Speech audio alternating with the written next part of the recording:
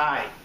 This next little clip that I'm going to do where I was on the river last weekend, Labor Day weekend of 2011. I had actually walked several miles up Long Creek. There had been a drought, so there's maybe 3 inches to a foot of water. And I stopped up near one of the biggest falls where the water got to be 3 feet. And there I was taping the first segment on water purification and showing the grandkids how you purify water. Well, I had just put my bag, I was standing in water because there was a waterfall on the one side of me were cliffs. Maybe I took a picture of them, but they were cliffs.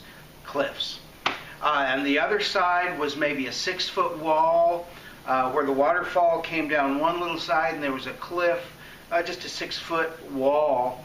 And so I'm standing here. I've got my bag on one huge boulder, and I'm taping on the other, and doing the water purification. So I'm putting my stuff away. And for some reason, I just turned around and looked at the falls, and the falls that I went away from the camera to get, and I put my hand under there, and I got water out of there, and I turned around. Where my hand had been maybe 2 minutes earlier, there was a copperhead sticking its head up above the water about 3 inches. They don't come all the way out of the water. They just come up a little bit. And I went, oh my goodness. And I've got a cat that sits and stares at me. Well, this sucker wasn't moving. I used to work on a maintenance crew on a lake in college and dental school. And so I've been in contact with lots of snakes. I used to run the barge on the water. Most snakes, except for cottonmouth, will run away from you. Well, this copperhead was not running away from me. So I thought, oh man, I'll tape this, thinking as I get close, the snake will run away. Well, as I was getting closer, the snake didn't run away. So, of course, no self-respecting bushman doesn't carry a gun in the bush, and usually it's not for four-legged creatures like a bear. It's for the two-legged creature that lives in a town. But anyway, I pulled my gun out, and I was walking over to it, and I said, oh my gosh, this thing's not moving. And if it's not moving, then it's going to come towards me. So I shot it. It swam away, and I did something I never do. If you go on Google and do a search of venomous snake bites, you'll find the University of Florida has done a huge bunch of studies.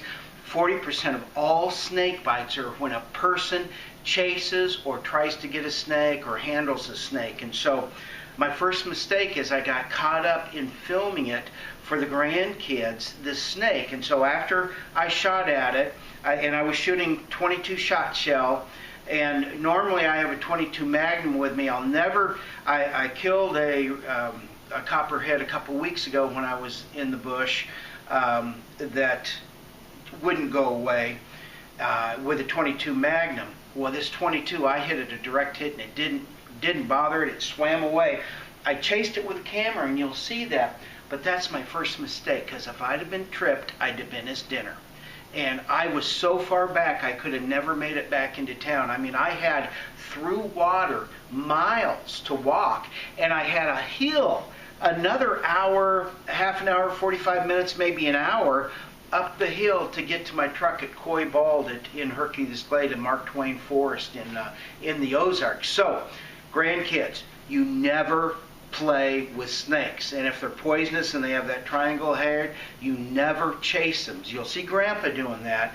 But I was lucky and I broke a rule, and I've been around a lot of snakes. So you never chase a snake. 40% of all snake bites are when you play with the snake. So that's it. Here's the little clip. Have fun with it. And remember, no longer will I be taking a 22 long rifle pistol with me. I've already loaded my 357 with shot shell for my next trip. Okay, have fun, enjoy the video. This is Grandpa.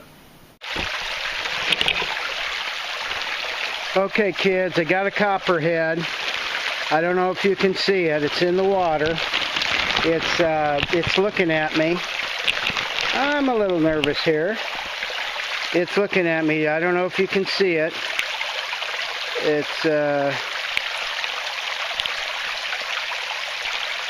looking straight at me.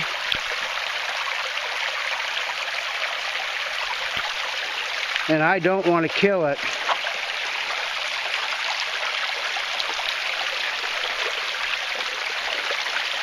Oh yeah. Oh yeah, where is it?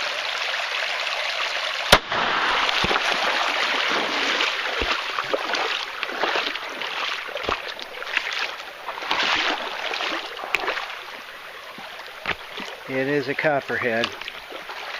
Now don't you dare let Grandma grill.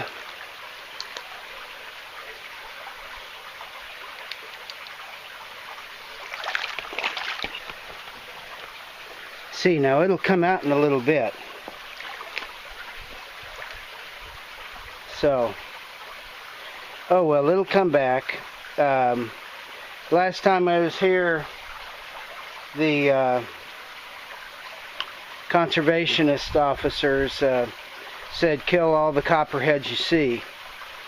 And can't believe I didn't have my 22 Magnum, I just had my 22 long rifle, and I needed to get closer, and I didn't. So, this is Grandpa Grill, and I was just putting stuff away and saw that copperhead. It should peek out any moment now, or swim around to the backside. They usually are loners. They usually don't hang out with many people.